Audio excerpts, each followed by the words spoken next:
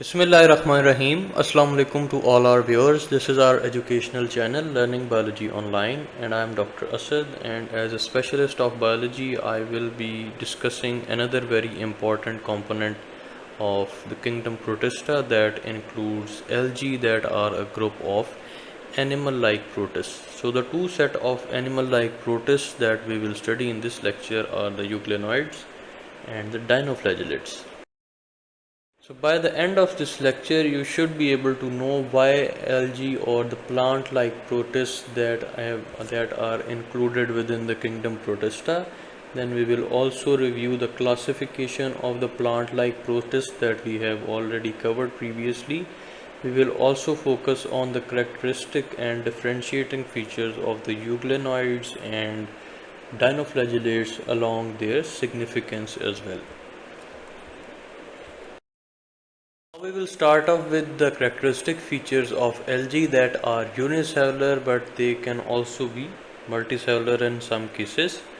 तो ये आप यहाँ से अंदाज़ा लगा सकते हैं कि जो algae हैं वो differ basically plant से कहाँ करते हैं कि they are unicellular as well, whereas जो plants हम पढ़ते हैं they are all multicellular organisms. ठीक है. So algae in their case they can be either unicellular or multicellular organism. फिर उसके अगर हम habitat की बात करें तो that is either aquatic or moist or damp regions. ठीक है. इसके अलावा जो एक बड़ा characteristic difference आ जाता है between the algae and the plants, that is their zygotes that are formed after fertilization. They are not protected as seen in case of plants as well as in the animals as well. ठीक है. तो specifically ये जो पूरे का पूरा kingdom protista है इसका भी डिफरेंस प्लांट और एनिमल किंगडम से मेनली कहाँ पे आता है कि जो एनिमल और प्लांट किंगडम के केस में जो जाइगोट्स हैं they are protected once the fertilization as occurred. तो एक सिंगल सेल अचीव होता है जो कि आगे से फिर डिवाइड होके मल्टीपल सेल्स में कन्वर्ट हो जाता है. ठीक है. तो that is in a protected form which is not the case in case of the LG. उसके बाद एक बहुत इंपॉर्टेंट करेक्टरिस्टिक फीचर एलजी का जो प्लांट के साथ सिमिलरिटी रखता है that is their capability of photosynthesis through which they can make their own food as well. Further इसके करेक्टरिस्टिक्स की अगर हम बात करें तो फोटोसिंथेसिस में तो ये बिल्कुल सिमिलरिटी रखता है with the plants, but when it comes to the photosynthetic pigments तो उसकी कंपोजिशन के बेस पे भी डिफरेंट टाइप्स ऑफ एलजी को हम डिस्ट्रीब्यूट कर सकते हैं. एक तो ऑलरेडी एलजी का डिफरेंस यहाँ पे आ जाता है प्लांट्स के साथ कि इनके केस में क्लोरोफिल ए और कैरोटिनॉइड्स जो हैं these are present to carry out the photosynthetic capability. ठीक है. जबकि जो प्लांट्स हैं उसमें क्लोरोप्लास्ट में सिर्फ क्लोरोफिल की प्रेजेंस होती है. इसके अलावा डिफरेंट टाइप्स ऑफ जो एलजी हैं उसमें कैरोटीन और डिफरेंट टाइप्स ऑफ पिगमेंट जो है वो एग्जिस्ट कर सकते हैं. सो कंपोजिशन के बेस के ऊपर भी डिफरेंट टाइप्स ऑफ एलजी को जो है वो डिवाइड किया जा सकता है और they can be placed into different groups. इसके अलावा इसके स्ट्रक्चरल कंपोनेंट्स की अगर हम बात करें तो they have mostly filamentous structure जिसको कि हम कोइनोसाइट्स कहते हैं. ठीक है. सो नेक्स्ट स्लाइड के ऊपर we will draw out how their structure actually looks like. ठीक है. फिर एक और इम्पॉर्टेंट कंपोनेंट जो आपको इसके स्ट्रक्चर के बारे में याद कर होना चाहिए कि that is they have thallus body. Thallus body का क्या मतलब होता है कि do not have true roots, leaves and the stem component. उसके अलावा डिफरेंट टाइप्स ऑफ एलजी जो हैं उसमें सिंगल या मल्टीपल फ्लैजिला जो है वो एग्जिस्ट करते हैं. जबकि जो फाइलम रोडेट्स होता है उसमें सिर्फ एक ड्यूरिंग लाइफ साइकिल एक ऐसी टाइप बनती है रोडोफाइटा की जिसमें कि रोडोफाइटा जो हैं they also consist of a flagella. ठीक है. Otherwise most of the life cycle the phylum Rhodophyta they do not have any flagella present in them. अब यहाँ पे अगर हम स्ट्रक्चरल कंपोनेंट की बात करें in case of algae, so this is how the filament structure it looks like. ठीक है. In case of the algae. ठीक है. This is how the filament is going to look like. इसको हम कहते हैं कोइनोसिटिक. ठीक है. क्योंकि किसी किस्म की कोई सेपरेशन या डिवीजन नहीं होती. जब आगे जाके हम फंगाई को पढ़ेंगे तो इसमें कोइनोसिटिक यानी कि विदाउट डिवीजन और septate type of filamentous structures या हाइफा जो है वो एग्जिस्ट करते हैं। ठीक है, तो ये हमने सेप्टेट बना दिया।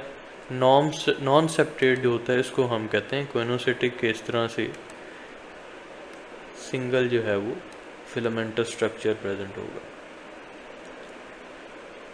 ठीक है, इसके अलावा इसी के साथ कुछ जो है वो लीफ लाइक स्ट्रक्चर्स प्रेजेंट होते हैं। ठीक है, क्योंकि हमने ऑलरेडी डिस्कस किया है कि it does not have any true leave और स्टेम, तो इसी तरह से कुछ इसकी सरफेस के ऊपर आउट ग्रोथ्स होती हैं जिसको कि हम थैलस कह रहे होते हैं, because they do not have any particular type of true leaf or any other structure present in them. Now one by one we will discuss the different types of algae or the plant-like protists that have been placed in the kingdom Protista. तो सबसे पहले हम यूक्लिनॉइड्स को discuss करेंगे, जो कि सबसे पहले बहुत दफ़ा इनको एनिमल या प्लांट किंगडम में प्लेस किया गया on the basis of their molecular data and other characteristic features, but later on they were once again kept in the kingdom Protista on the basis of their cell structure, as they were unicellular organisms and there was presence of flagella, and also because of their characteristic feature that they had chlorophyll A and other pigments, due to which they were able to synthesize their own food.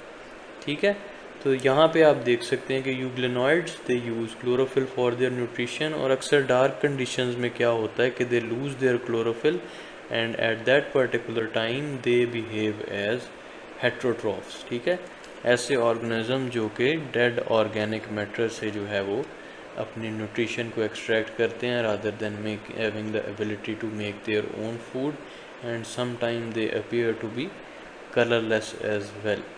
ठीक है, so these are some of the general characteristic that you need to remember regarding the euglenoid.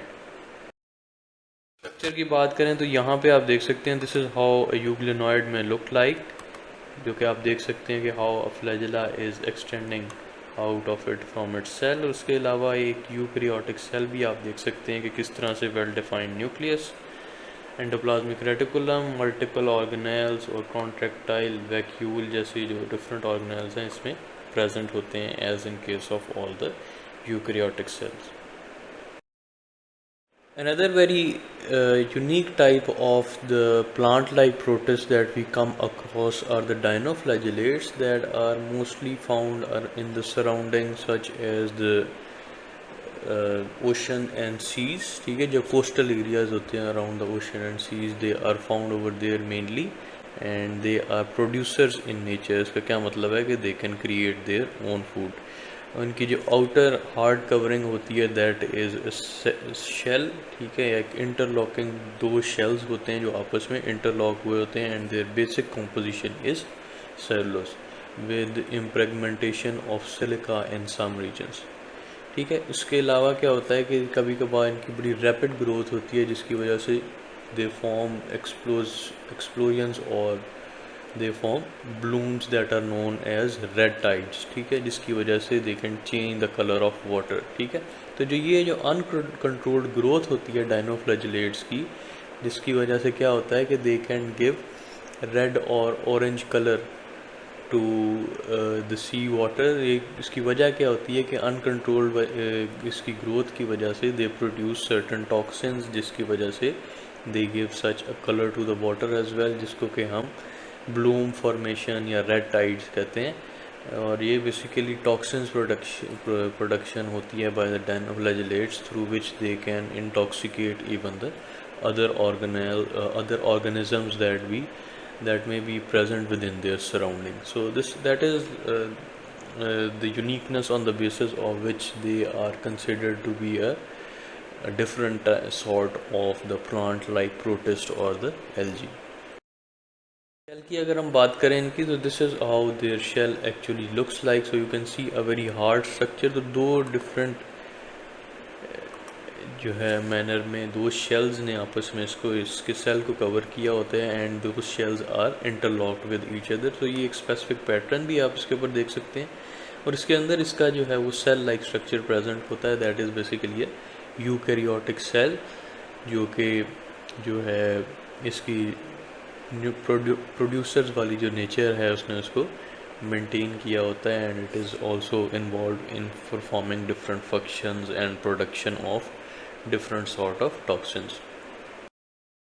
This is the end of our video where we have discussed two very unique types of plant like protists, and we will continue some of the important algae in the upcoming videos as well. So do like our video and share it with other students as well, and in the comment section do mention if you have any question regarding the topics that we have covered in this video, and do not forget to subscribe to our channel and click the bell button so you can receive updated notification of our new video on regular basis. Thank you very much.